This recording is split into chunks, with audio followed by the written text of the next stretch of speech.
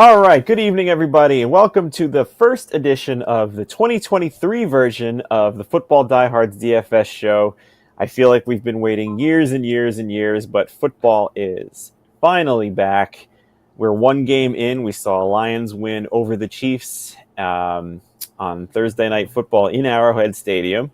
I think we learned a bit about that, especially how different the Chiefs offense looks without Travis Kelce, but we can get into all that in addition to breaking down the entire week one DFS slate.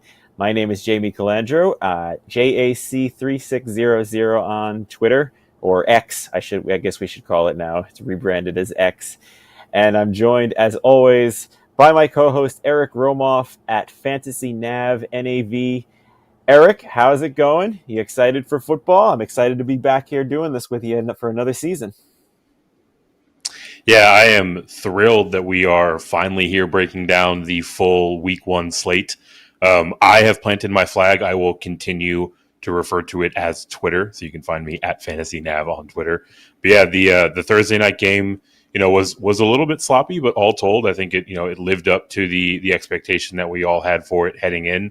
Learned a little bit about a few players, confirmed some of our assumptions about a few others, and was a nice primer to get us into this full slate of week one action. Yeah, I was torn because you've seen it before, and many have. I've been very, very anti Jahmyr Gibbs, and I kind of recapped that, in a tweet today that. What we saw of him was kind of exactly what I expected, what we were going to see from him.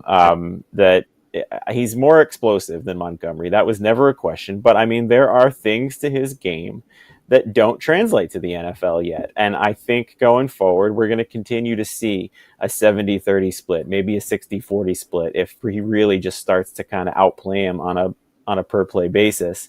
But, he looked lost in pass protection. Jared Goff would have died back there if they had given him more snaps than he should have been.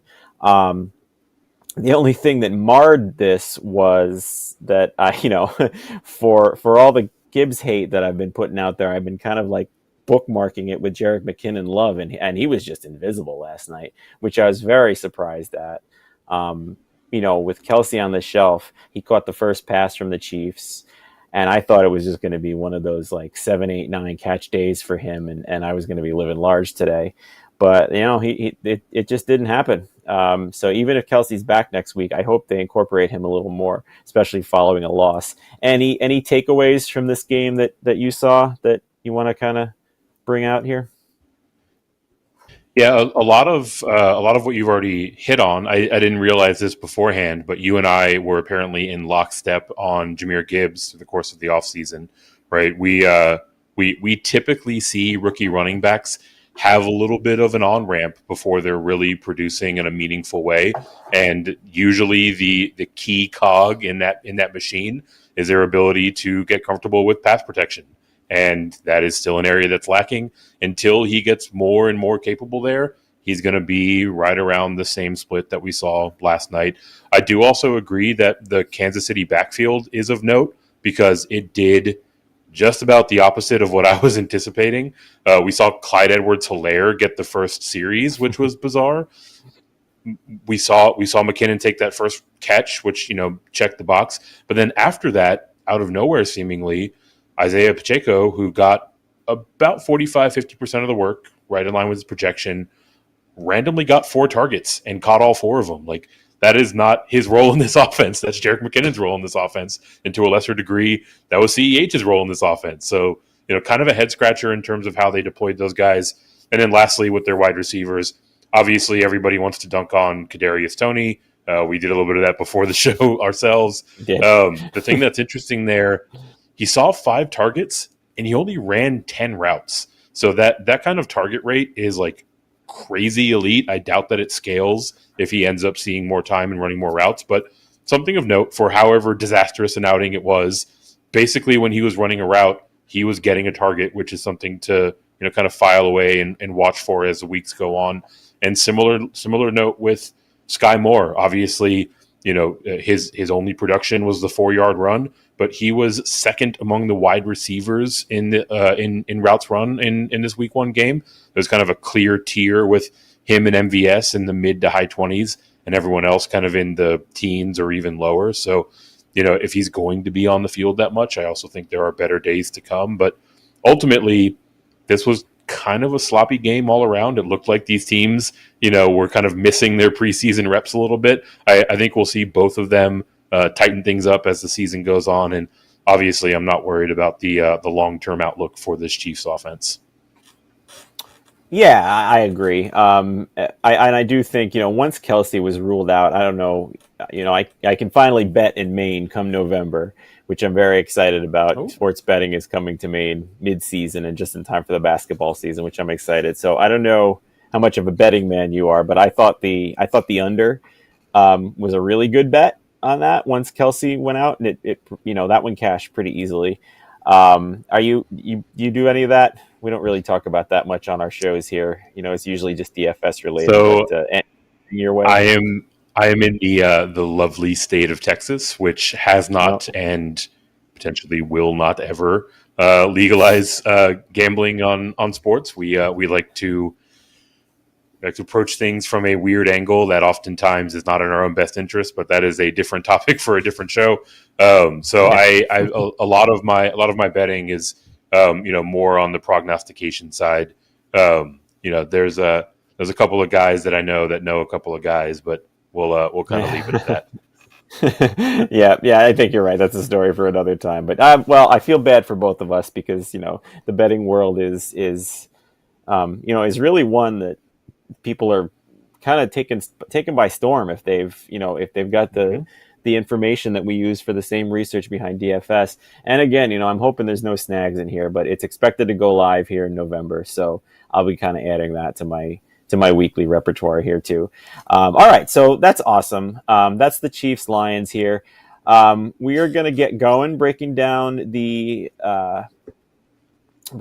week 1 slate for DFS. I want to kind of wrap it up. Eric, just as a reminder, runs the Pros with Joes tournament, which pits a fantasy pro with a Joe. They can bid to win a lottery ticket almost. Every dollar gets like a lottery ball to play with the analyst of their choice, and then they partner up and it all goes to the charity of the analyst's choice too. So I'll let Eric kind of wrap our show up with a little bit of a recap of how amazing that was. This is my 3rd year in it and I'm excited, although my partner and I have Kelsey and Christian Watson.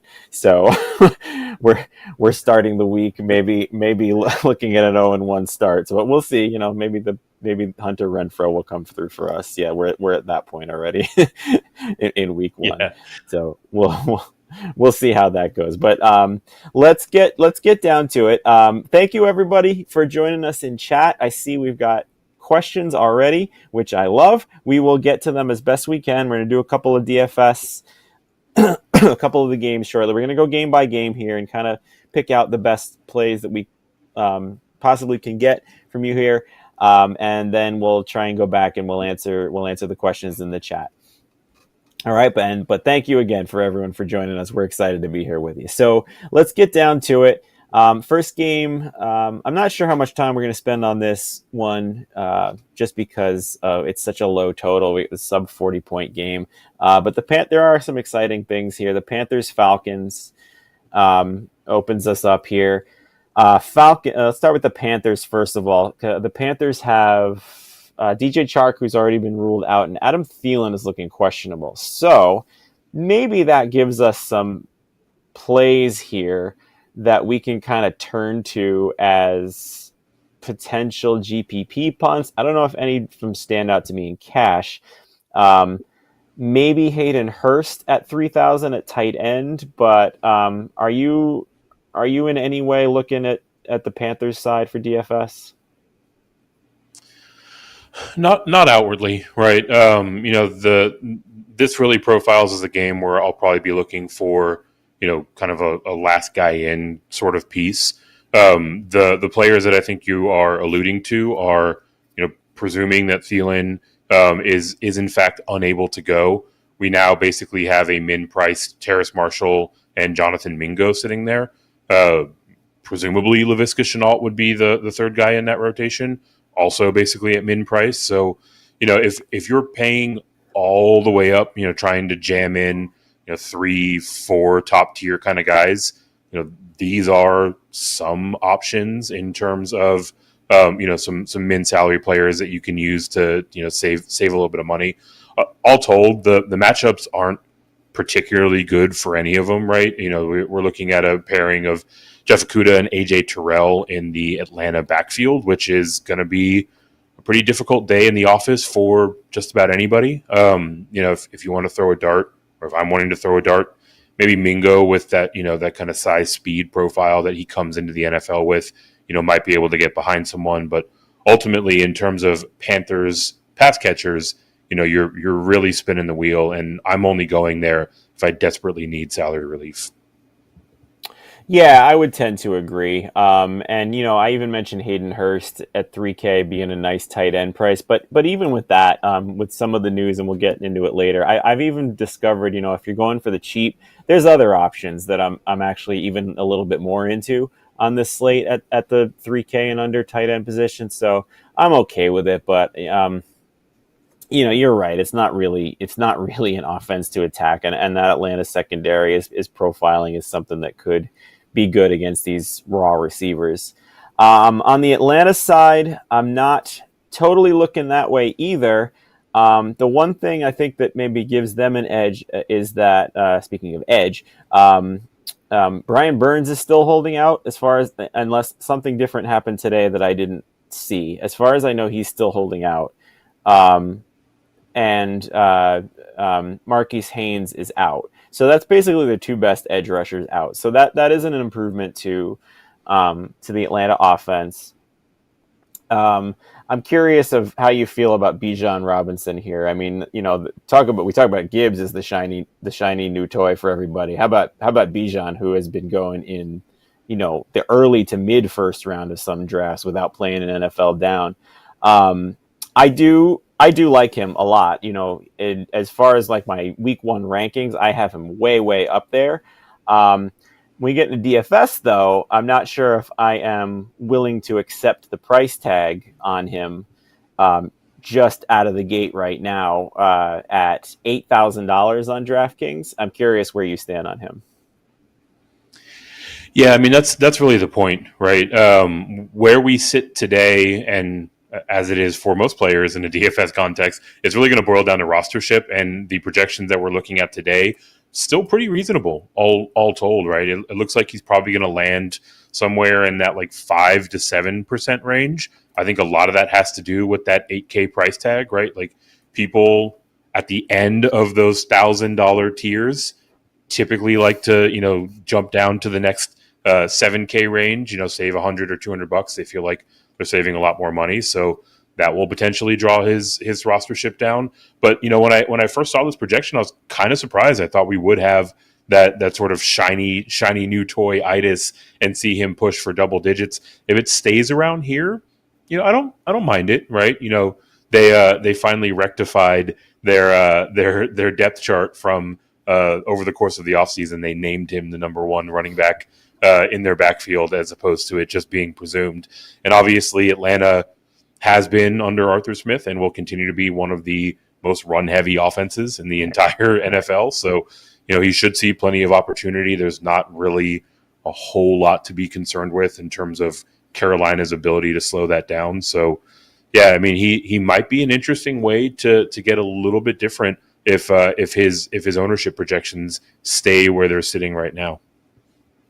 Yeah, I agree. And I'll have him. I'm trying not to play 150 GPP lineups just Sunday, just in the excitement of football finally being back. But he's definitely going to be in my player pool for sure. I'm into Drake London. I mean, I agree with you that the passing game for Atlanta is not really where I want to go if there are other options. But once Ritter took over as quarterback last year, London had a 33% target share from him and 47% of the yards of his throws. So he really, really leaned on him. So, I'm good with having London in the player pool as well. 5,400 is a really good price for Drake London, even in a game like this. Pitts, I'm not entirely sold on yet. He's definitely boomer bust. If you want to play him in GPP, go for it. But I'm gonna wait and just see. He and Ritter have never played together, unless I'm mistaken on that. Do you remember if he was gone by the time Ritter came in? I don't think they've played in an NFL game yet together. That sounds right. Yeah, I'll take a look at his game logs here, but I do believe that to be the case. Ritter only started those, or rather, only played those last 4 games of the season last year, where oddly enough he carried a 2 touchdown to 0 interception ratio in those 4 games, and those were 4 games that Kyle Pitts in fact missed last year. So this will be Okay. the debut of that connection in week 1 of 23. Yeah. Okay. So there we go. Yeah. All right. So that's that game. We're not too into it, but we're not opposed to it either, I guess. Let's get to a game that I think is going to show a lot more interest around the DFS community. And that is the Bengals and the Browns. We're looking at an over/under of 48, which is on the higher end for week 1.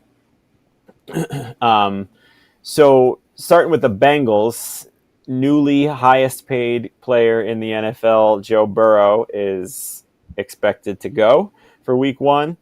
I can see his mobility being a bit of an issue there, but he is not a mobile quarterback anyway, being a pure pocket passer. I don't think that affects him too much. So I absolutely love Jamar Chase this week. I said on Michael Reedy's show, Mike, if you're listening, thanks again for having me on Wednesday, that I actually had Chase over Jefferson for DFS this week. I think I've backed off that and have thought that the extra $700 on Jefferson is going to be worth it. But Chase at 8,100 seems like such a good play on this slate. Denzel Ward being opposite him is not a concern. The last time they matched up, Chase went for 10, 119, and 1 on 15 targets. So it's clear that he wins that battle pretty much outright there. So, I am all systems go on him. Where are you on T. Higgins? Do you disagree with Chase, first of all? If not, if so or if not, where are you on Higgins for this game? So I'm basically in lockstep with you with regard to Chase. I think that, look, in week 1, typically we see more savings opportunities. We see more mispricing on the whole because the slate was released weeks and weeks ago, right? And so usually that drives rostership to the top tier, if not the highest priced players in any given position. So I'm hoping that we actually see rosterships separate a little bit more between Chase and Justin Jefferson on merit. Chase very much so is a high top consideration at the position. Being $700 less expensive certainly is not a bad thing either. T. Higgins is kind of interesting, right? He's actually by my count, he's projected to be the 3rd highest rostered wide receiver on the board. That's a little bit higher than I was anticipating when I was projecting the week. I think a lot of that has to do with his sub 7K price tag, right? This is a guy that we were pretty accustomed to playing in the mid to high 7K range for the majority of the year last year. So people are flocking that way. I would tend to think that means that we see rostership kind of move away from Chase again as we get a little bit closer to lineup lock on Sunday morning. And Denzel Ward is certainly the most worrisome cover corner that either of them will be facing off against, but he doesn't really shadow a ton, right? He'll do it a little bit, but both Higgins and Chase are projected to only see Ward on 35-40% of their snaps, so they'll certainly have plenty of opportunity to do a ton of damage when they're not in his coverage, and either of them can fare well enough against Ward when he is covering them. Yeah, so I think we're good then on the Cincinnati passing game. I definitely am going to be doing some stacks here at GPP. I think based on what you said, the receivers are both in play for cash. Um, Mixon is another one that I want to talk about here. He's been a polarizing guy in the preseason here because I mean, this is basically the argument of workload versus efficiency. He was really for all intents and purposes one of the worst running backs last year, but also projects this year to still be one of the ones that has one of the least amount of competition for touches and for carries in the backfield. So I think at 6,800, he's one of the better cash game plays out there. He's the clear top option. There's no Pirine there anymore. He's the ninth most expensive running back, and I think putting him in for scoring more than nine other running backs on this slate is a pretty solid bet. So he's one that I'm considering for sure as one of my cash running backs in week one. Yeah, look, I think he profiles pretty similarly to Bijan Robinson at a $1,200 discount, right? Obviously, Robinson, is projected to be, much more of an all-world talent. I think we'll see that come to pass eventually. But a player like Robinson who is going to have plenty of volume in this matchup. Historically, facing off against the Browns, defensive front as a running back hasn't been a walk in the park. We have seen Jadeveon Clowney head out of town, so this front is kind of gone from top in the league to just very good. So I wouldn't expect a very efficient day all told for Mixon. When we get to see this one come to pass, but I mean, there's nobody else there, right? So from a points per dollar standpoint, he definitely looks like a solid value. Cleveland is allowing or did allow about a yard and a half before contact last year. That's right around league average. So if he can just continue to churn away at them, that floor is pretty safe. And obviously, on the whole, Kansas City is projected to be one of the higher scoring teams on the week one slate. So he'll definitely have scoring upside as they project to have frequent trips to the red zone. Yeah. All right. Cool. So we're definitely in lockstep with each other on the Cincinnati offense here. Let's look at the Browns quick, and we'll try and move along to get all the games in here. But let's look at the Browns real quick because this is a game where you want multiple pieces from both sides, and then we'll get to some of the questions in the chat here. We got several there that we want to help you out with. So the Browns. We were texting each other, I think, earlier about the Watson Cooper connection. I'm wondering where you stand on it. I again, being predominantly a cash game player, I think that connection is great in cash games. There might be other ways that I'm going to go with at quarterback, because you can go up or you can go down from Watson pretty safely on this slate. But Amari Cooper at 5,800 feels too cheap to me. Um, with Watson at quarterback, he led the team in targets, catches, yards, touchdowns, and first down conversions. So, it's clear that Watson leans on him. 58 feels way too cheap for me on Cooper. So that's going to be one of the top priorities I have for cash. What do you think about Watson for week one? As a lowly Texans fan, I've seen the heights of what Watson can do in terms of fantasy production. Unfortunately for Browns faithful, that wasn't the case last year, right? You mentioned Amari Cooper had, all of those leading or near leading statistics when Watson took over. Even with that being the case, he only had 2 games in the Watson era where he scored double digit points, right? This offense was really stuck in the mud. I'm optimistic that we'll see Watson, kind of get back into his rhythm, but I'm not sure if week one is that point, right? Week one is a little bit sloppy. So, I'm proceeding with caution in games where I'm getting into the Cincinnati side. Amari is a perfectly fine run back option.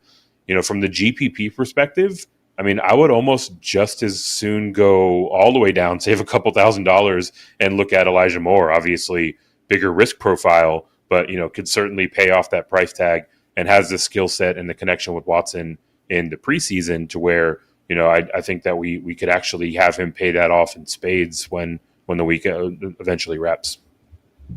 Yeah, I like that. I was going to ask you about that too. And I think, you're going to get that at minimal rostership, especially since he theoretically has the toughest matchup.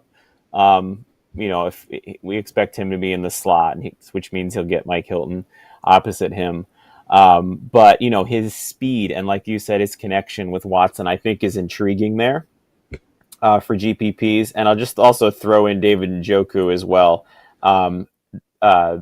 The Bengals, I think, I really should have checked this beforehand, but I think they're down both their starting safeties in this game, which is a matchup up prognosis for David Njoku. Even if I'm wrong about that, I do think he is another way to get some nice leverage of this Browns stack. If you can do a Watson Njoku stack in GPP, I kind of like that move as well. Am I wrong about the safeties there? I thought they're both out.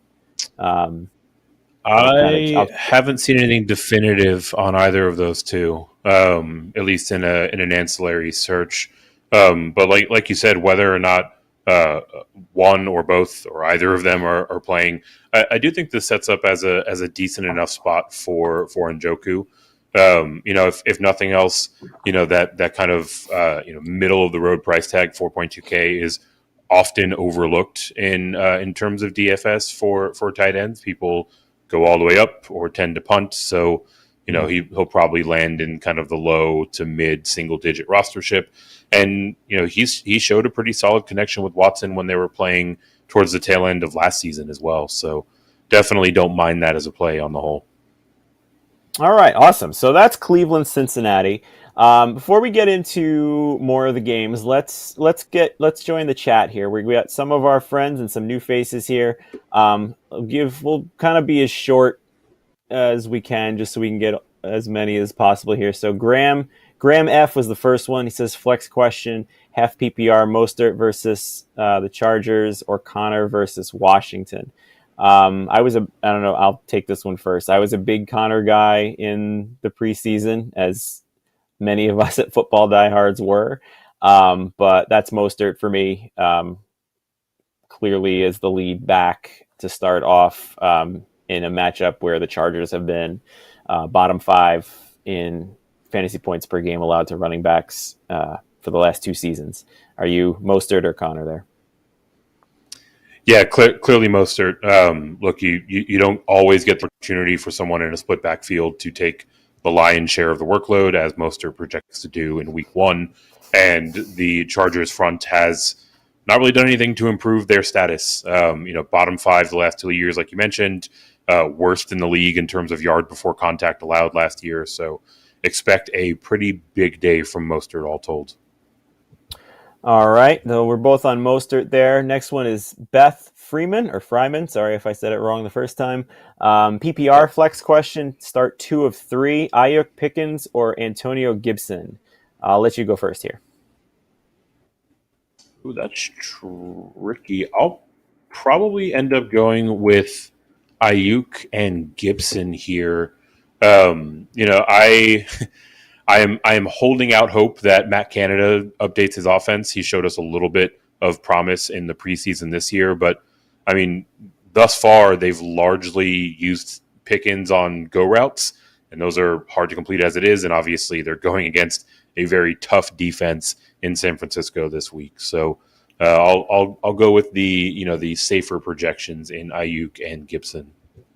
I agree. San Francisco, if possible, their defense looks better this year, adding Javon Hargrave, all that in the front. It's going to, if at all possible, I'm avoiding starting guys against that defense. So I'm with you, Ayuk and Gibson for me as well. All right, next one. King Oahu. Waller potentially hurt. I cannot freaking believe that, by the way. I was so excited about watching him on Sunday. He says, been told to look into Musgrave. Is he a good option, or should I look into someone else? and then he said Everett, Ferguson. When we do the Green Bay thing, I don't know. I don't know if this is going to be DFS and season long the same, but I really like Musgrave this week. He is, just as a teaser, the cheap tight end that I'm definitely looking at in DFS. So I'm good. I'm good with if you don't want to risk Waller. Chicago and Green Bay is one of the 4:00 games, so maybe you'll get Waller news by then, and you don't have to make the decision. But yeah, if you have to bench Waller, I'm good putting Musgrave in there. What about you? Among those options, I'm fine with it, right?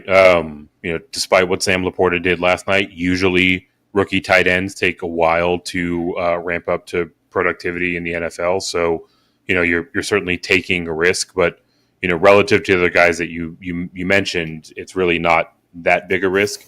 And the point is the one that you mentioned, Jamie. The fact that it is a later game, you should be able to have the information you need to either play Waller or pivot to Musgrave by going with that route. Yeah, also we didn't really mention Christian Watson is out; he's been ruled out, so that opens up a way to where the targets can be dispersed a little bit more. And Romeo Doubs is questionable too. It looks like he's going to go, but still, with Watson out, you like the other options there. All right, Aiden Clark. Oh, sorry, I skipped Humberto V, Christian Kirk, or B. Robinson. I'm assuming that's Brian Robinson. I don't think you're choosing between Kirk and Bijan for full point PPR. I like Kirk out of the slot. Brian Robinson should split with Gibson, but I like Gibson better for the PPR aspect as the passing back. Who are you there, Kirk or Robinson? I have these two almost right next to each other in rankings this week. I'm a little bit worried about Kirk's matchup specifically with Kenny Moore, the slot corner for the Colts. But all told, not getting that passing game work in PPR is just enough to slide Robinson down. So I'll go with Kirk here. All right, so we're both on Kirk, me a little bit more than Eric there. We'll do one more of these, get back to the DFS, and then come back to him. Aiden Clark, start Tua or Kirk this week? Kirk Cousins. You go first on this one. I have issues with Tua. Oh, I can't wait to hear it. I will go with Tua here. Look, when we saw him on the field last season, he was routinely returning QB1, if not near the top of QB1 value.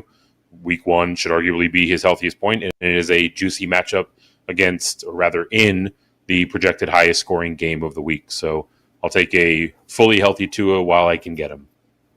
Yeah, I want to agree. I'm not going to. Tua's been another one that I've been way more down on than the industry in the preseason, just because I think the re-injury risk is so high for him. The slightest problem that he shows with a potential hard hit where he goes down hard and smacks his head on the turf or something, they are not going to take any chances. So he's lower on my rankings than a lot of the industry is here. That fear is translating to me in week 1 as the Dolphins have ruled out Terron Armstead for this week, which is a pretty scary thought against Joey Bosa and Khalil Mack for the Chargers. I do agree, Eric, in theory he should be the better one, but I would take Kirk Cousins here, just with still another good matchup. Maybe not quite the ceiling of Tua. Right. Yeah, maybe not quite the ceiling of Tua, but I think a pretty comparable floor. So that's probably where I would go. So we're kind of in disagreement on there. Hopefully you took our words and you can make an informed decision based on that. All right, thanks. Keep the questions coming. We got some other games to get to and just about half an hour to do them in. So we're going to keep this thing rolling on the DFS front. Let us know also, I'm kind of wanted to get listener feedback on here. We've tossed around the whole game by game through position by position. And we want what you want. So we welcome all feedback in the chat on Twitter, on the Football Diehards page, what you want to see from us, what you would get, what would help you out the most in setting DFS lineups and playing the cash and GPPs. All right. So getting back into it, Jaguars, Colts. We touched on a couple of Jaguars players in those questions there. Um, let's kind of start.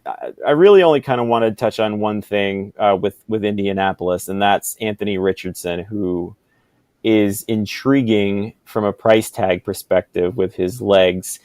Is he someone you're on for DFS this week? Yeah, I don't mind him at all. Look, he's gonna carry some risk, being that it is his first start in the NFL, and rookie quarterbacks making their first start usually end up turning the ball over a fair amount, right? But with a player as dynamic as a runner as Anthony Richardson is, his path to value at his mid 5K price tag is crystal clear, and obviously he's got the athleticism to completely break the slate wide open. So for me, being more of a tournament player, it's going to boil down to rostership. Right now, it's looking very favorable, low single digits. Yeah. If that holds there, I'm going to be way overweight on Anthony Richardson in week one. Yep. Yep. Agree. And I'll throw in there too. We kind of center around DraftKings a little bit more than we do on FanDuel, but on FanDuel he's 6,700, which is a way different story. I mean that's got to be one of the heaviest considerations as a cash game quarterback there at that price, because you can get such a plethora of skill positions around a price tag like that. So the Jaguars on the other hand, we've got a little bit more favorable stuff here. I mean, we liked Trevor Lawrence a lot coming into this year based on what he did last year, and we get Calvin Ridley now. So I think we can both agree right off the bat that the Jaguars are very stackable with all the options they have in Ridley, Kirk, and Zay Jones, and Evan Engram. Is there one that you kind of think is more favorable than others? Is a cash play, or is the one where you can't stack without this guy in it? Yeah, all told, I probably am going to find myself with more Travis Etienne among the Jags this week. The way that he profiles, he should be heavily involved if they are leading, if they are in a close game or trailing. The thing that makes it difficult for me on the Jaguars side as a tournament player, I want that correlation, right? So, the places where I'm playing Jaguars, I either don't really have a run back that I love on the Indianapolis side if I'm playing Trevor Lawrence, or if I'm playing Anthony Richardson, I'm really looking to get more into the pass catching side of the Indianapolis half of this game. So it's kind of a weird circumstance for where Jacksonville pass catchers fit in, but individually they're all in pretty solid matchups. The worst of which is Christian Kirk against Moore, and even that is kind of average, right? Slightly below average. For me, I think we're going to see a lot of rostership go towards Ridley, shiny new toy, at least in this offense. Very closely followed by Christian Kirk. So Zay Jones is kind of sitting out there.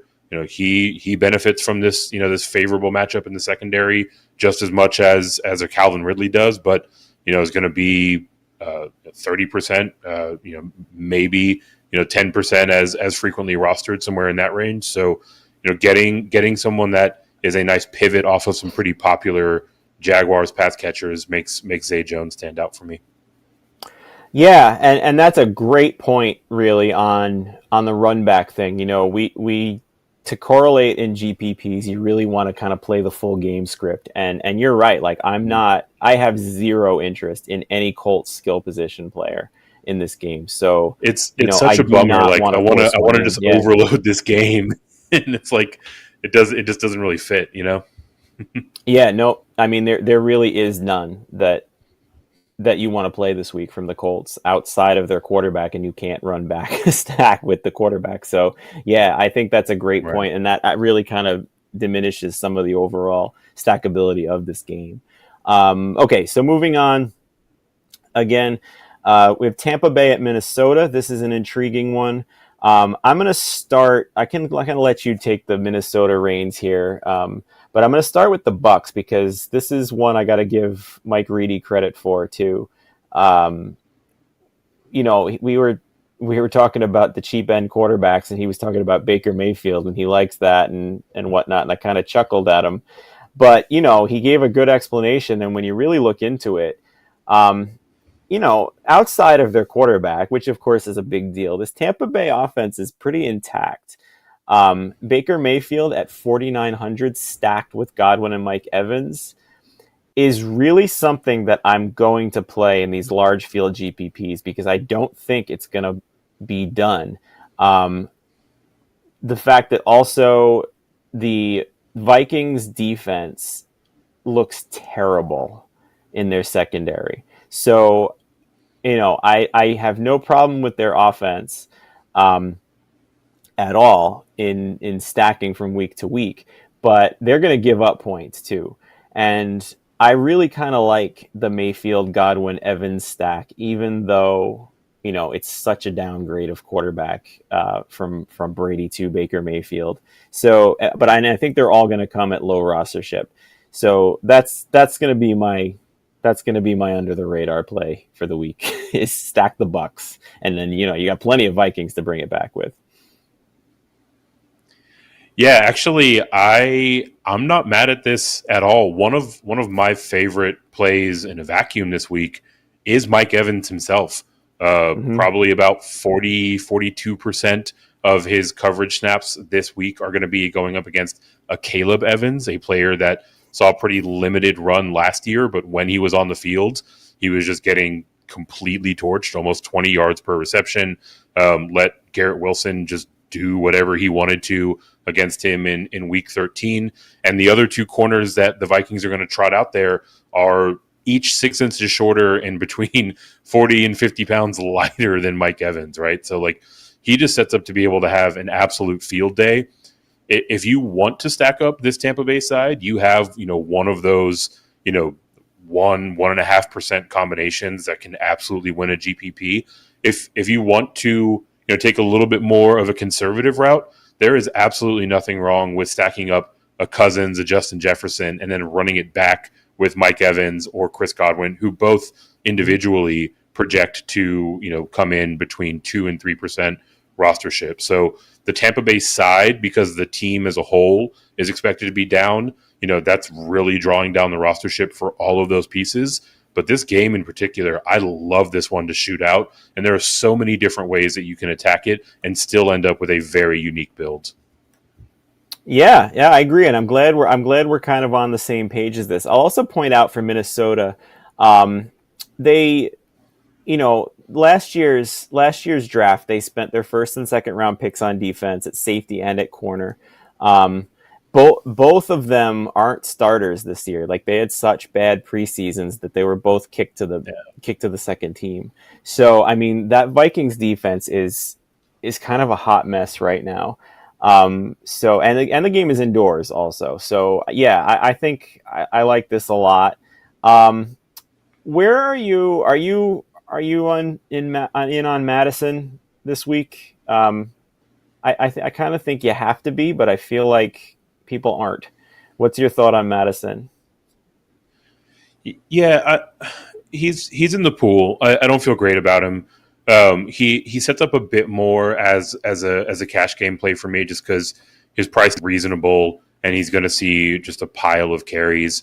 While this Tampa Bay team and therefore their defense are clearly on the decline, their ability to defend the run is at least the strong suit of their defense still. I don't think it's going to be another all-world season where just nobody gets any yardage on them. But, they should be able to hold up pretty well in terms of slowing down Alexander Madison. But, getting 15, 17, 20 touches, he should be able to pay off that price tag pretty considerably. Yeah, he's another running back that theoretically has very little competition behind him, at least at the beginning here. We'll see what happens with that as the season goes along. All right, so moving on, another low-scoring game that probably shouldn't get too much DFS attention on the whole is Tennessee at New Orleans.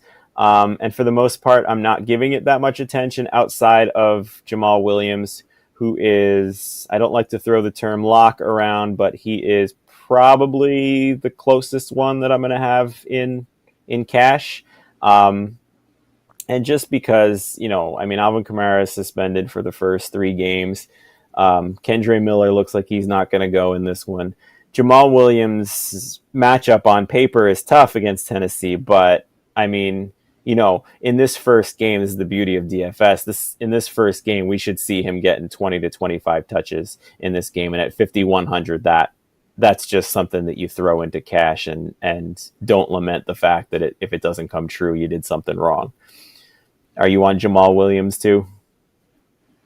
I mean, he projects to be the most popular on the slate, and for good reason.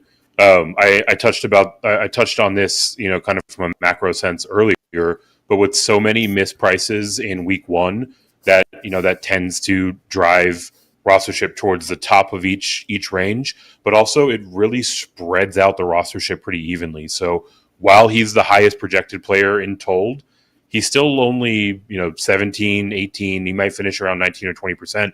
That's still pretty reasonable, right? Like there were several weeks last year where the highest projected guy was into the low mid 30s, sometimes even higher. So, definitely, not going to be uber chalky. If you want to, fit him in and find a place to get different elsewhere, you can certainly do it. One of my favorite plays on the week comes from this game, and that's pivoting off of the Jamal Williams chalk over to King Derrick Henry. I don't think many people are going to press that button with him floating around 8K. Granted, it wasn't very much, but he is coming off of what was a career high in terms of his involvement as a pass catcher last year. You have him fully healthy. This front for the New Orleans Saints, isn't exactly the world beaters that they once were. So, kind of a neutral matchup overall, but specifically the leverage that you're getting, going from a guy that's the most highly rostered player on the entire board to someone that is, 1/4 that rostership and very much so has the upside to lead the position in scoring is exactly the type of opportunity that I'm looking for. Oh, I'm right there with it. He's, I haven't deep dove through all of the percentages and like my player pool and everything yet, and how high I'm going to do, but I'm going to be hammering him in GPP because you said it. I mean, this is the time to play him. Right now. I mean, it's fair every year to wonder if it's just going to end, right? I mean, he's approaching. He's approaching 30, I think now, right? He's going to be 30 this season. So, I mean, wondering if he's a bad season-long pick is fair every year now. But this is week 1. We don't have to play him in week 2 or week 5. This is as healthy as he's going to be. And I think he's going to touch the ball 30 times in this game. Like, no question about it. So, I mean, I'm right there with you on that. I will have Derrick Henry all over the place in GPP. Not a cash game play. Tennessee's offensive line is a question mark, and there are expensive running backs that are, I think, better for that profile. But yeah, GPP, I'm right there with you. All right, let's do another game here, and then we'll get back into a couple of questions. We probably got about 20 minutes left to get through this slate here, and my page of games just blacked out on me right now, so maybe we get to questions right now while that loads back up. Oh, no, here we go. Nope, I lied again. Nope, I didn't lie again. Holy crap, what's going on here? Okay, so sorry about that. That was a rough 30 seconds for all of us, I think. 49ers at Steelers. This we alluded to. So let's talk about Pittsburgh first of all. So this is a 2-point favorite 49ers team in Pittsburgh. Very low over-under, which is understandable because both these teams are generally defense first. So I'll start with Pittsburgh really quick because this is a quick one for me. I am not interested in any Steelers at all in any capacity against this 49ers defense. Do you have a different opinion on Pittsburgh at all? Not really. No. If you're intentionally trying to get weird, you can sprinkle in a guy here, but I don't think that there's a sound argument for going out of your way to roster any of them. I'm bearish on the Pittsburgh offense and what Matt Canada has shown us so far, especially with Kenny Pickett under center. Maybe that improves over the course of the season, but it's certainly not improving week 1 against what is arguably the best defense in the entire league. Right. Right. And, there was Nick Bosa signed, so he's there. They got Drake Jackson in the second round. They got Javon Hargrave on this team, which seems almost unfair, and the interior. So, yeah, I'm with you there. It unbelievably, the 49ers look better. They're my Super Bowl pick this year, by the way. From an objective standpoint, I think they're going to take the Super Bowl this year. So let's look at their side on offense here. And again, this is Pittsburgh in their own right has a very strong front as well. So Yeah. we also see George Kittle is now on the injury report, which I don't know what's going on as we get into the last 2 days here, but he is now questionable to play. I'm not too into the wide receivers here, even though the secondary is arguably the weaker point of the Pittsburgh defense. I do like McCaffrey in GPPs. If you kind of do a little bit of game theory here, and you think that they'll be under pressure, Purdy will be under pressure a lot. This sets up a lot of the quick hits, designed to get the ball out of Purdy's hands fast, and McCaffrey is ideal for that sort of thing. So I do like him. He's still not my favorite cash play among the expensive running backs. I like Eckler more this week. Where are you on McCaffrey and on the rest of the San Francisco offense? Yeah, McCaffrey's sitting right in that annoying point where you can kind of go either way with regard to his rostership.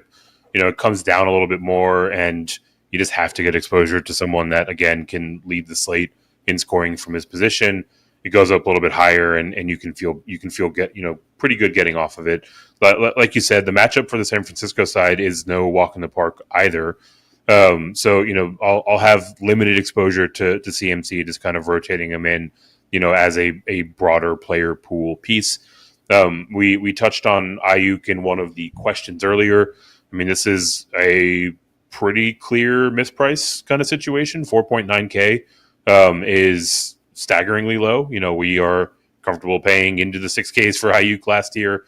I don't see why he should be sub 5K in week one, but maybe DK just wanted to do us a little favor. Even with that, the matchup isn't fantastic. The thing that's interesting, they brought in Desmond King. Ayuk will see him in about a third, maybe a quarter of his snaps. He'll line up against Joey Porter Jr. for a fair amount of the game. Obviously, we like picking on rookie cornerbacks in their premiere, really through the course of their rookie season. So there's an argument to be made specifically for Ayuk because of the price tag. Really, the matchup that I was most looking forward to taking advantage of was George Kittle, but now that is very much so in doubt with this most recent injury report or practice report. So, if we get the green light ahead of time, you can definitely rotate him back in. But given that this is a later game on the slate, it's actually an earlier game, so we'll have visibility before tip off. So if he's in there, if he's not limited, Kittle is certainly worthy of rostering. All right. So 49ers Pittsburgh, a confusing one, I think, to say the least there, at least on the 49ers side. Okay, so before we get to the later games here, we got the 4 o'clock slate to tackle. We got a couple of questions still sitting in the chat. So let's see if we can answer them first. So CTSRX, that's a lot of consonants in a row. So I'm not going to try and pronounce anything. But says, should I start Dotson over Zay Flowers in my flex? I have Waddle and Lamb starting right now. That's a nice receiving core. Those are two guys that I am high on this year. I am going to say Dotson over Zay Flowers in the flex, even with McLaurin likely to play for Washington. If McLaurin sits, it's a no-brainer that it's Dotson. I do still like Dotson. I think he's going to lead that team this year. I really do, given his usage in the preseason, the way he's been talked up by the coaching staff, and in the red zone, they've talked about using him. I do love Zay Flowers this week too, and in the long term. But I would say Dotson over Flowers. What about you? I would also say Dotson over Flowers, regardless of Terry McLaurin's status, Mhm. right? Rookie pass catchers in their first game, bring their own risk, but also Yeah. don't look now. This I might kick off the season with my spiciest take. This Texans secondary is actually a pretty solid unit, top to bottom. Like Derek Stingley had a fantastic rookie season. We've got Steven Mhm. Nelson, we've got Thomas back there. Like these are guys that can they can put up, they can mount an NFL caliber defense in the secondary, and that's not something the Texans have been able to say for a while, right? So it's definitely Dotson on merit, but also I kind of feel like the Baltimore pass catchers might be in for a tougher week than most people are forecasting. I like it, and you're right. I mean, Stingley, I think, got lost in the shuffle a little bit because of Sauce, right? Of course, yeah, And yeah. how he showed out, what he was right off the bat. But I mean, you're right. Like Stingley was a strong corner right from the get, and there's no reason that shouldn't continue. So I like that. I like that point of view as well. Okay, and then we get one more here before we get back to it. Andrea Stislowski, welcome. Thank you. An old friend of ours. AJ Dillon or Van Jefferson, half point PPR. I'll let you take this one first. Where are you, Dillon versus Van Jefferson?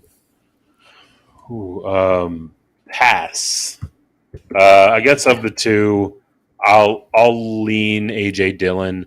I think the Ram side of this game is going to be an absolute mess, and specifically the way that they have deployed Van Jefferson to date is very boomer bust, right? So if you desperately need some upside, you can make a case for Van Jefferson, but I do think you have a bit more stability in terms of how Dillon projects out in week one.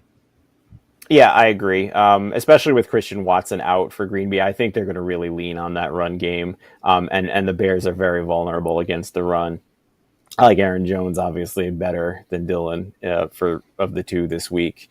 But yeah, I would agree Dillon is the play there as well. All right. Thank you for those questions. Keep them coming. I mean, we'll try and get them right at the end. But let's tackle this 4 o'clock slate in the last 20 minutes or so, 15, 20 minutes, and see what we can do. I'm going to kind of jump around here a little bit just so we can kind of maybe get the more the more important games, if you will, out of the way first. So let's first look at the highest totaled game on this slate. We've touched on it a little bit in the questions and in talk of the other one, and that's Chargers Dolphins. It's a 51. So, right off the bat, that's the contests to lean towards if you're getting stuck with lineup decisions. This guy versus this guy. I think that the tiebreaker of it being this game is a solid way to go. I know that I just completely went against that with that question of Tua versus Kirk Cousins, but Tua, that's a little bit more of a special case for just me personally. So let's take a look at the Chargers side of things first of all. Kellen Moore is got to be an upgrade, right? Over Joe Lombardi as offensive coordinator. So the Chargers are something to be excited about going into this year. So I'll start here. I mentioned Austin Eckler as my favorite high-priced running back on the slate. He is definitely going to be in my cash games. There's so many values this week that it's easy to fit him in at 8,400. The guy led the NFL in both receptions, targets, and all-purpose touchdowns in consecutive seasons now. They once again did nothing to give him any kind of competition behind him there. So he is someone that I'm setting and forgetting in cash games as well. So that's the big one there. I think you can look anywhere else for GPPs. What's your take on the Chargers offense as a whole? So I'm a little bit more concerned about Eckler in general. I think with Lombardi heading out the door, so too goes a lot of the check Interesting. down work that Eckler has built his career on. But also game plans have to evolve over the course of the game itself, right? So while they might not set out with the intention of the check down being a cornerstone for them in a game that's high flying, in a game where they're going to be in the hurry up offense and doing a lot of no huddle, I think he'll, all told, see a fair amount of targets when we get to the end of this game. So a word of caution, but practically for this matchup in particular, I don't think we see it rear its head and do any meaningful damage to Eckler's profile or Eckler's profile, excuse me, because I expect the new OC to be pushing the ball down the field more readily. I think we see some new heights out of Keenan Allen and Mike Williams. This week specifically, I like Keenan Allen's matchup out of the slot facing off against Kadir Kohu, a player that allowed 65% catch rate, 1.2 yards per route covered. So, for a high volume player like Keenan Allen in a game that should really run up the score, that sets up as a very nice matchup. That, where he lines up by and large, the vast majority of his snaps will be in this coverage. So definitely looking at that as a matchup overall. For me, I think the other thing that I would touch on is obviously Justin Herbert is going to be one of the more popular quarterbacks out there.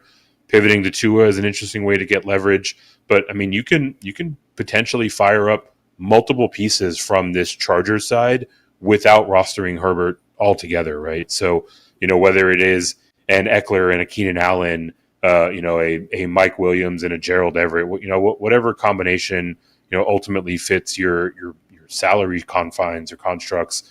There's a lot of different ways to get into the LA side of this matchup, and I think all of them are in pretty favorable spots. Yep, I agree as well. They've got a team total of 27, which I'll kind of, while you're talking about something else, I'll scroll back and see if I'm wrong, but I think that's the highest of any team on this slate. It could be Baltimore is higher, but we'll take a look at that. So I'll kind of let you take the lead on the game total is definitely the highest because I know the Dolphins have a fairly rich total. It was a 51 by a wide margin, 4 points. Yeah, it's nothing else is over 50. So definitely this is a game you want to give a lot of attention to. So on the Miami side, there's pieces here too. I mentioned Mostert earlier. He's going to be one of the more popular cheap running back plays. And again, I'm fine with it. I don't like him as much as Jamal Williams if choosing between the two, even though he has Mostert has a much better matchup than Jamal Williams in this game. The problem is Salvon Ahmed and Devon Achane are both there. I still think Mostert is the best bet to lead in work here. And I think he's absolutely playable in cash. But if his rostership gets up there, I don't mind a GPP fade of him, just in case Ahmed outplays him or they just decide to throw Achane right into the fire. I don't think that's going to happen at all. So that's kind of where I think the running back situation should be tackled here. Tyreek Hill. Let's talk about Tyreek Hill for a second, Eric. There was so much criticism of him as he doesn't have Mahomes and Andy Reid anymore. And then when Tua went down, it was, he's not going to be the same with Skylar Thompson and who was it was Teddy Bridgewater, right? That was the first backup to, then they came in and Tyreek was going to suffer from that. And Tyreek finished the year with 170 targets, 119 catches, 1,710 yards, and 7 touchdowns. So I think he's proven that he is elite, no matter who's throwing him the ball. And like you pointed out, Tua is healthy right now to start the season. So what's your thought on him? I mean, obviously we can agree that he's fine to play. What's your thought on him, though, with respect to Jefferson and Chase, who we've talked about? Yeah, I think he's in an interesting spot. He definitely saves you on some rostership relative to Jefferson, potentially to Chase to a certain degree. Obviously, his price tag is right in that same range, and his upside is as high as theirs, on any given week. So definitely a fine way to pay all the way up on this slate. Obviously, you want to get into this this high scoring game and like you mentioned before, right?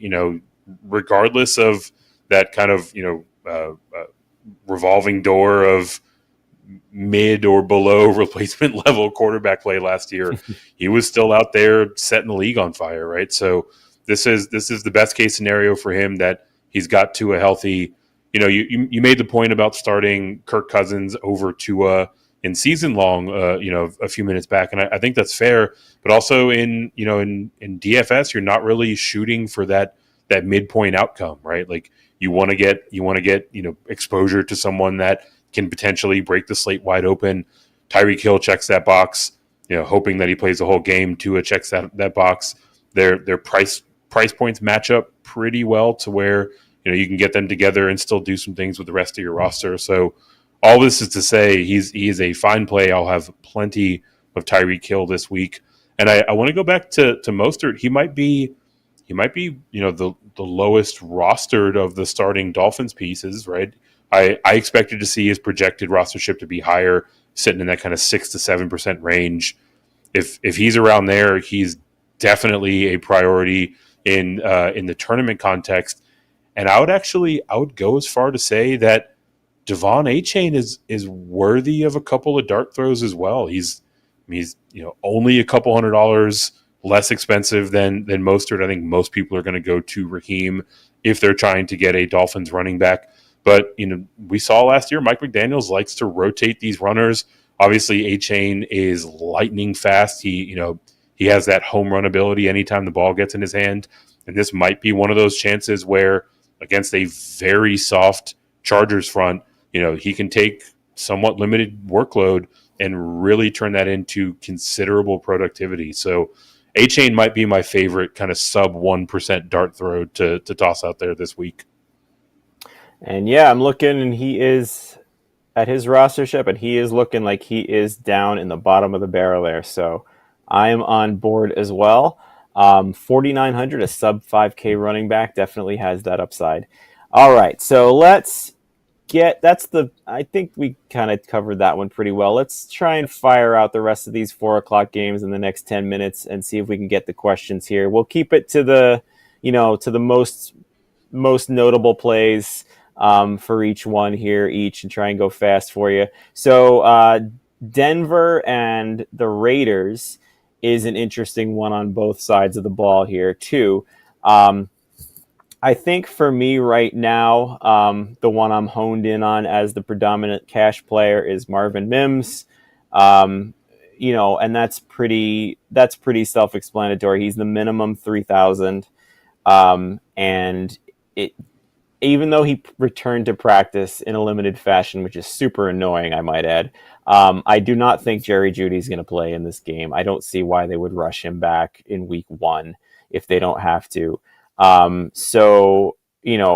Mims is someone who should have floor at 3K, but also profiles as a ceiling play as such a deep threat.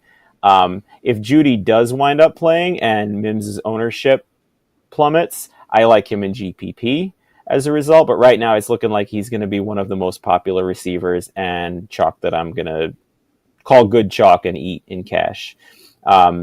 Any take on Mims there for you? Yeah, I think your perspective on it is spot on, right? It's going to hinge on how it unfolds with regard to Jeudy. Whether or not he's in there, it really informs if Mims is a cash or a GPP play. But however that plays out, his price tag is where he's worthy of rostering. You just kind of have to keep in the context of if you're looking to use him as a leverage piece, or if you need to find ways to get different because he's going to be popular. All of this conversation continuing to ping pong back and forth between Jeudy and Mims leaves my guy Courtland Sutton largely overlooked, a player that has a fantastic individual matchup going up against the rookie or the youngster Bennett, getting his first presumed playing time or start as a Raider. Should be able to take full advantage. I like the Denver side on the whole. I'm going to be throwing some dirty Russell Wilson, Sutton, Mims stacks out there. Maybe running it back with a Devontae Adams or a Josh Jacobs. I kind of like the Denver side of this one, largely because of how woeful we project the Raiders defense to be in week one and throughout most of the season. Yeah, and Denver has a healthy little implied total of 24.5. Yeah. It's not world beating, but there's nothing wrong with that, especially how bad their offense looked last year. All right, so next one here, Packers at Bears.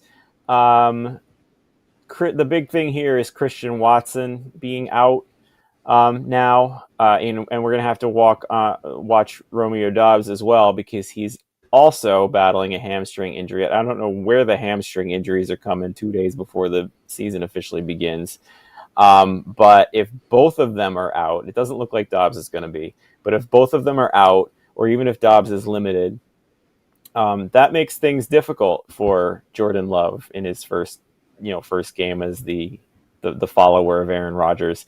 I mentioned earlier in one of the questions, Luke Musgrave is the cheap tight end that I want to look at in cash games. I'm with you, Eric. I do not like rookie tight ends even more than I don't like rookie running backs in the NFL, just because the learning curve is there. But at 2,900, it looks like he's going to play on almost every down here as the Packers tight end. He had 24% target share in the preseason.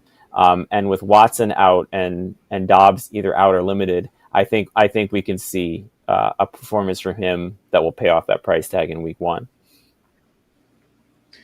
Yeah, I mean, look, he doesn't have to do much to pay that off, and it seems like Dobbs is trending towards playing, but if he misses, I mean, it's Musgrave, it's Reed, and it is an absolute mash unit, just a rotation of random spare parts, that are going to be running downfield for Jordan Love. So, Musgrave is definitely a viable option in either regard now that Watson's out, but certainly in a much more favorable spot. If it's just him and Reed out there. I think Dobbs is largely going to be overlooked in this game. Like he was passed up in favor of Christian Watson during draft season. I don't think many people are going out of their way to roster him. Obviously, having the questionable tag in a later game historically will drive down that rostership. If he's in there, I'm going to be loading up on him. I don't really have anything to fear in this Chicago secondary. I think this is actually a game that might surprise people, might shoot out a little bit. At least I like the over here, and I think we'll see some points scored. And in the note on the other side of the ball, I'm getting a ton of questions with regard to DJ Moore, people concerned about him facing off against Jair Alexander.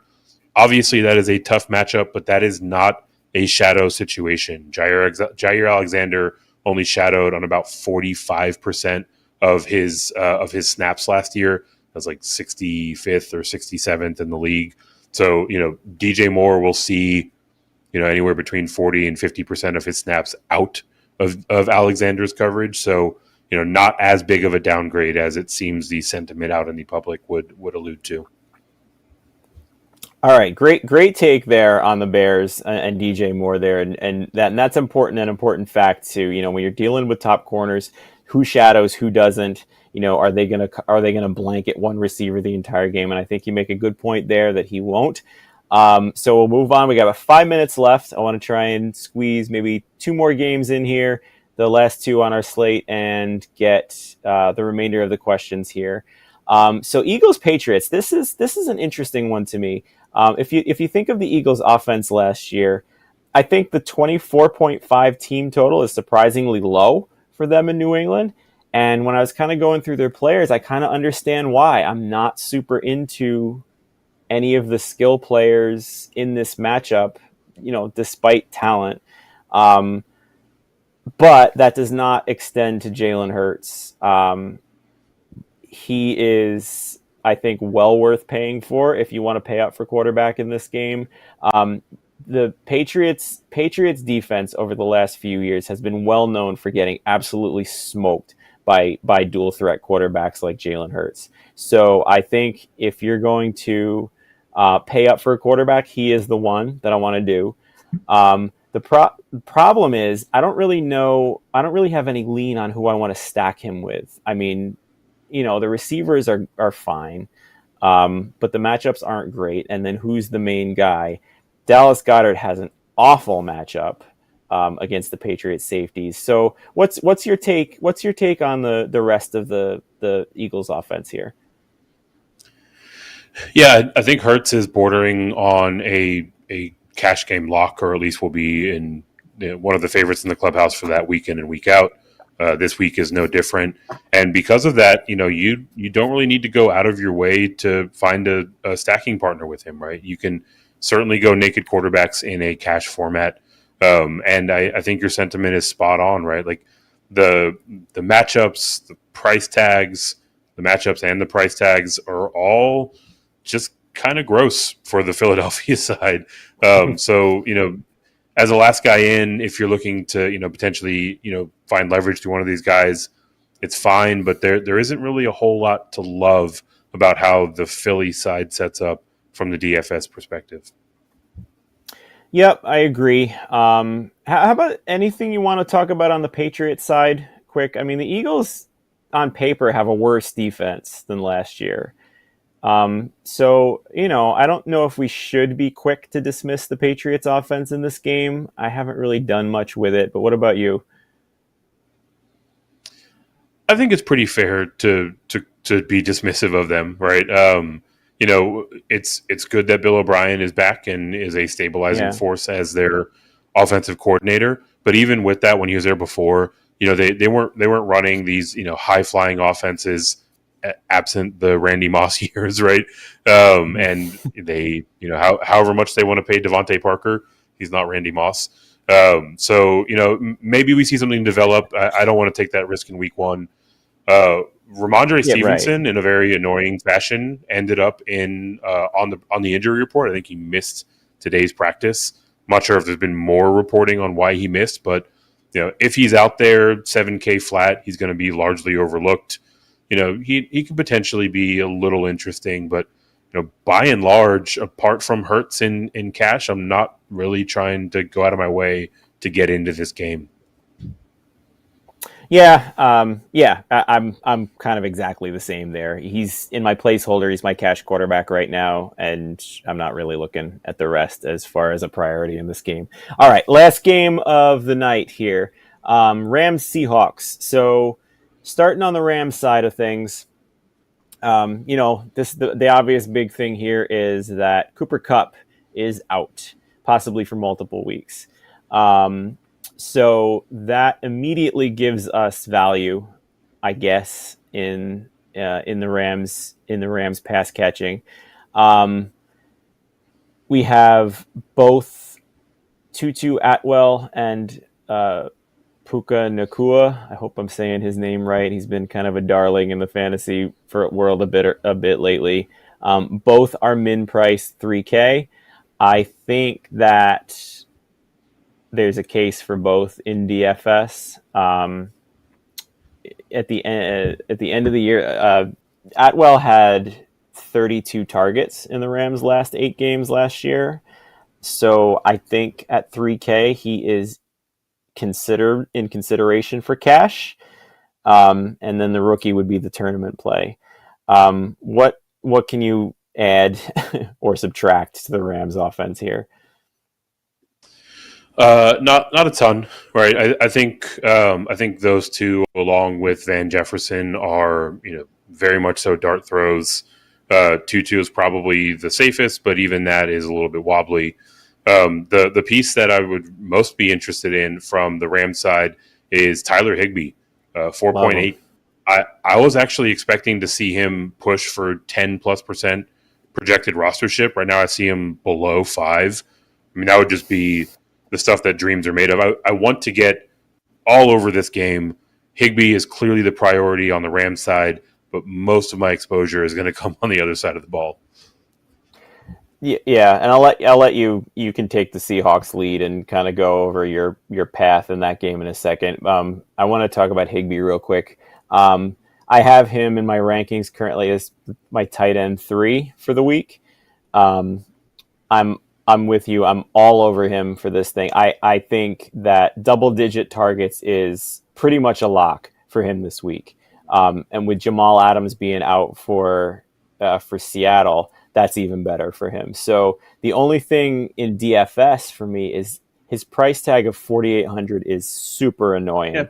I mean, I'm really surprised at how high that is because the pricing did not take any of this Cooper Cup stuff into account. Like that is a price.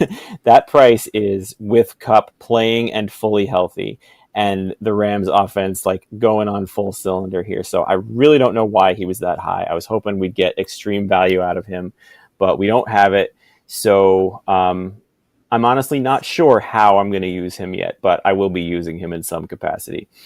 All right, so for the last couple minutes here, Eric, why don't you walk us through the Seattle side of him, which does have a nice, healthy team total of 26 points, which is higher than whatever team I was asking about before.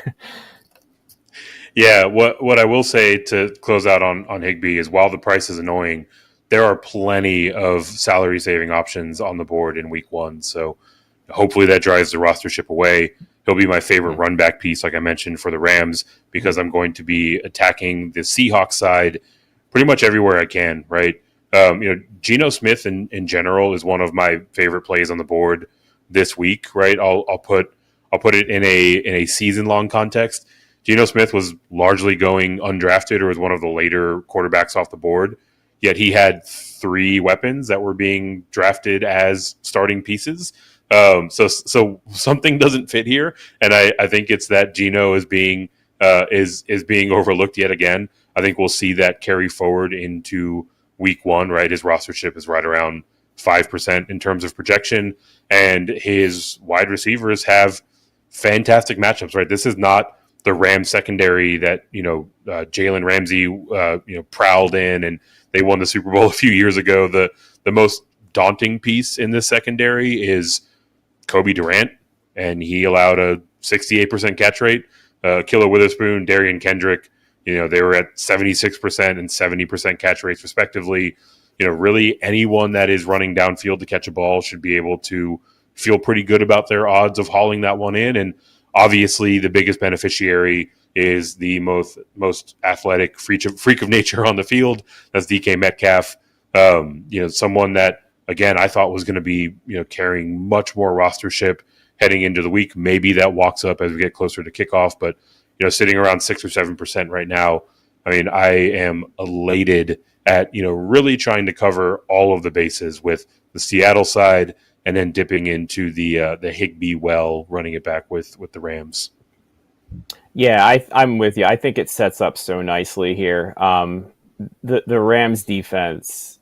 The Rams defense looks frighteningly bad this year, and Seattle at home. I think they exploit that. When you look at it, the only Rams defender that you fear on this team is Aaron Donald, and do you even fear him as much anymore? He's getting into his mid-30s soon. I mean, his career is on the tail end. He's still a high-end player, but he's not going to save that defense. So I think they should have their way with them in this game. So I'm right with you there. And that's the games. That's the DFS slate. We will welcome your feedback. We got a couple of questions that we'll try and get to real quick before we end this thing in the next 2 minutes. But we welcome your feedback. What do you want to hear from us on this show? Would you rather position by position, game by game? Focus on just a few of the high profile games, whatever feedback we get, we'll take, because we want to make this show better for you every week. So a couple questions here as we wrap this up. Andrea, again, need one flex. We'll go real quick. Tank Bigsby, AJ Dillon, Quentin Johnson, Michael Gallup, half PPR. I'm on Dillon again for that. What about you? Still going Dillon for me. Yep. So you got Dillon times 2 there, Andrea, from us. And then finally, Rob Holscher, thanks for the show tonight. You're welcome. Thanks for joining us. I heard the earlier Waller replacement talk. I don't think we'll hear about his availability till after 4 o'clock game start if I have to pick up someone, Knox or Kincaid. I mean, oh man, that's that. I hope there's somebody better than that on the wire right now. I want no part of either one of those guys at all this week. I guess I would go Knox of the two of them. Just, in such a tough matchup against the Jets defense, just the established guy who knows how to block and pass protect. Um, but that's awful. That's awful. I hope there's someone a little, like, if there's a Musgrave, who we mentioned before, if he's there, I'd go with him. Ferguson for Dallas might be out there, just to toss a couple of names out there. What do you think of Knox versus Kincaid there? Yeah, it's Knox. It doesn't Yeah. feel great, right? I think at least where I think he's heading with this question, Knox and Kincaid are in the Monday night game, so maybe he's Mm-hmm. trying to hold out hope. If that's the case, I would probably err towards Tyler Conklin over either of them. Someone that was Yes. sneaky involved in the Jets offense while he's been there. Obviously, doesn't have incredible ceiling, but you know should see the majority of the pass catching work as the tight end for the Jets. But yeah, like you mentioned, Ferguson, Musgrave, Hayden Hurst, Juwan Johnson, Mm-hmm. Chigakonkwo, guys that are potentially out there that I would happily start over either of the two listed options. Yeah, and Ferguson is also in that Sunday night game, because that's a good point. He's probably looking for the late Yeah, games just in case that happens. Ferguson is in that. Even Waller's straight replacement, I would take over those yeah. Bills tight ends as well. So we hope we helped you there. Um, Thank you everybody for joining us in the chat. Thank you everybody for listening. This was week 1 DFS. Again, send us your feedback on Twitter. I am at JAC3600. Really appreciate you joining us. Eric, where can they find you on Twitter, and what are you working on? I am working on more things than I can keep straight in my own head. All of that rolls up into my personal Twitter, which is at FantasyNav. My work here for Football Diehards, for drroto.com. If anyone is trying to get weird with some mid-major college basketball conference previews, you can find that with my team over at Green Screens Media. But again, all of that is pinned into and rolled into at FantasyNav on Twitter. Awesome. And as always, it was a pleasure joining you. Looking forward to week 2 already, even though we're not into week 1 yet. You can find my work at Football Diehards. Cash game articles go up on Wednesdays. The GPP stacking articles, I'll aim for Fridays. It might be Saturdays with the preparation for this show, but rest assured it will be before the Sunday games kick off, to give you ample time. All right. Thank you, everybody, for joining us. We'll see you back here, same time, same bat channel next week. Friday evenings, 9 o'clock Eastern, breaking